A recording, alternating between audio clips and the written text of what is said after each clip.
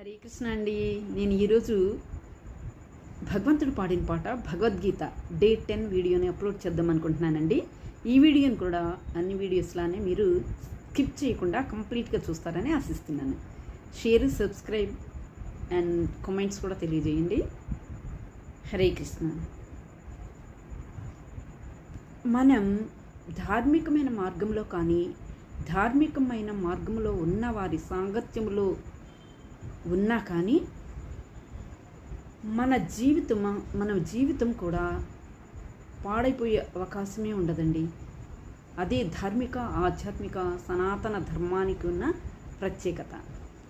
ఎంత చెడు ప్రవృత్తిలో ఉన్న వ్యక్తులైనా సరే భగవద్గీత శ్రవణం ద్వారా మార్పు చెంది ధార్మిక జీవనం కొనసాగిస్తారటండి. అదే మన భగవద్గీత యొక్క విశిష్టత. మనకున్న చెడు లక్షణాలు పోయి మంచి లక్షణాలు ఆటోమేటిక్గా వచ్చేస్తాయటండి ఎప్పుడు భగవద్గీతని మనం పఠనం చేస్తే అని ధృతరాష్ట్రుడు కూడా భయపడ్డాడట. వీళ్ళందరూ ఉన్నది ధర్మక్షేత్రంలో కదా అని భయపడ్డాడు. ఒక ఉదాహరణ అండి, ఎన్ని సున్నాలు ఉన్నా కానీ వాటి ముందు నంబర్ ఉంటేనే కదా అండి సున్నాకి వాల్యూ పెరిగేది. అలాగే ప్రపంచంలో మన జీవితంలో ఎంతమంది ఉన్నా సరే, ఎన్ని ఆస్తులు ఉన్నా సరే, కృష్ణుని భక్తి లేనిదే మన జీవితం సున్నాతో సమానమండి.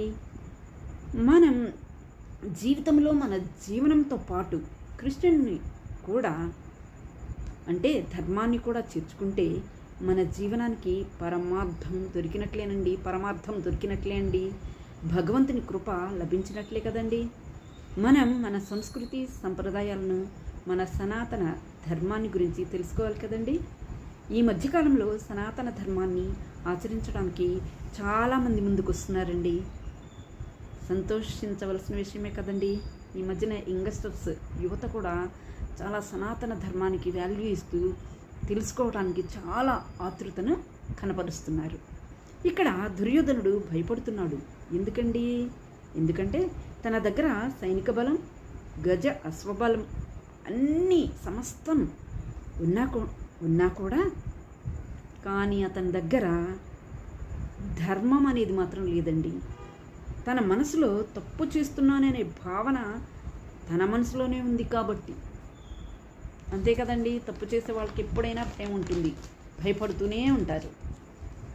ఉదాహరణకు ఎవరైనా తప్పు చేస్తున్నారు అనుకుంటే వాళ్ళ ముఖంలోనే స్పష్టంగా తెలిసిపోతుందండి. ఈ వీడియోకి నెక్స్ట్ కంటిన్యూషన్ మరి ఒక వీడియోలో తెలియజేస్తానండి. హరే కృష్ణ.